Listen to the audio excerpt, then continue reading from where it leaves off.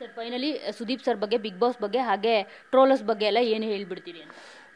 Sudeep sir ಬಗ್ಗೆ ಹೇಳ್ಬೇಕಂದ್ರೆ ನಾನು ಒಂದು 8 ಇಯರ್ಸ್ ಇನ್ನೂ ಜಾಸ್ತಿನೋ ಗೊತ್ತಿಲ್ಲ, ನಾನು 8 ಇಯರ್ಸ್ ಅಲ್ಲ, ಕಾಲೇಜ್ ಲೈಫ್ ಸಾರಿ, ಆ ಟೈಮಲ್ಲಿ ರಮೇಶ್ ಅಂತ ಒಬ್ಬರು ಡೈರೆಕ್ಟ್ರು ನನಗೆ ತುಂಬ ಪರಿಚಯ ಇರ್ತಾರೆ. ಅವ್ರಿಗೆ ಹೇಳಿರ್ತೀನಿ ಸರ್ ಅವ್ರ ಜೊತೆ ಒಂದು ಫೋಟೋ, ಅವ್ರ ಜೊತೆ ಒಂದು ಫೋಟೋ ಅಂತ.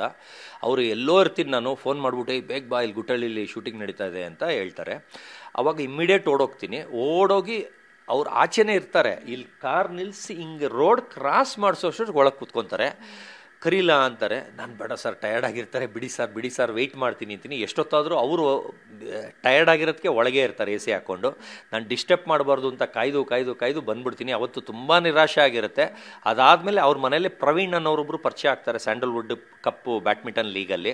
ಅವ್ರಿಗಂತೂ ಒಂದು 100 ಟೈಮ್ಸು ಸರ್ ಎಲ್ಲಿ ಶೂಟಿಂಗ್ ಇರುತ್ತೆ, ಎಲ್ಲಿ ಅವ್ರು ಆಚೆ ಬರ್ತಾರೆ, ಎಲ್ಲಿ ಮನೇಲಿ ಕರೆಸ್ತೀರಾ, ಏನು ಮಾಡ್ತೀರೋ, ಒಂದೇ ಒಂದು ರಿಕ್ವೆಸ್ಟು ಅಂತ. ಯಾಕಂದರೆ ಅಷ್ಟು ಕ್ಲೋಸ್ ಆಗಿದ್ರು ಅವರು ನನಗೆ ಅವಕಾಶನೇ ಮಾಡಿಕೊಡಲ್ಲ ಅವ್ರ ಜೊತೆ ಫೋಟೋಗೆ, ಅಂದರೆ ಅಷ್ಟು ಇರುತ್ತೆ. ಆದರೆ ಒಂದೇ ಸಲ ನಾನು ಬಿಗ್ ಬಾಸ್ ವೇದಿಕೆಯಲ್ಲಿ ಅವ್ರ ಜೊತೆ ನಿಂತ್ಕೊಳ್ತೀನಿ ಅನ್ನೋದು ಒಂದು ಹೆಮ್ಮೆಯ ವಿಷಯ. ಅದು ನನಗೆ ಅಷ್ಟು ಚೆನ್ನಾಗಿ ಮಾತಾಡ್ಸಿದ್ರು, ಹಗ್ಗೆಲ್ಲ ಮಾಡಿ, ನನಗೆ ಅದಂತೂ ತುಂಬ ತುಂಬ ಇಷ್ಟ ಆಯಿತು.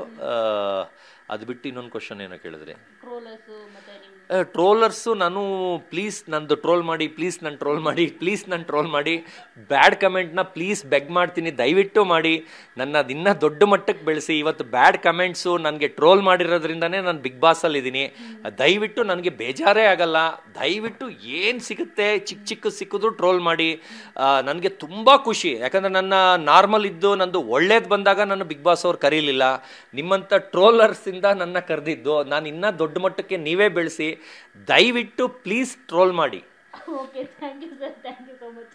ಒಳ್ಳೆಯದಾಗಲಿ ಸರ್ ನಿಮಗೆ, ಥ್ಯಾಂಕ್ ಯು. ಸೊ ನೋಡಿದ್ರಲ್ಲ, ಇದಿಷ್ಟು ಸತೀಶ್ ಕೆಡಬಾಂಬ್ಸ್ ಅವರ ಮಾತು. ಕ್ಯಾಮ್ರಾ ಪರ್ಸನ್ ವಾಲಿ ಜೊತೆ ಮಂಗಳ ರಾಜ್, ಗೋಪಾಲ್, TV9 ಬೆಂಗಳೂರು.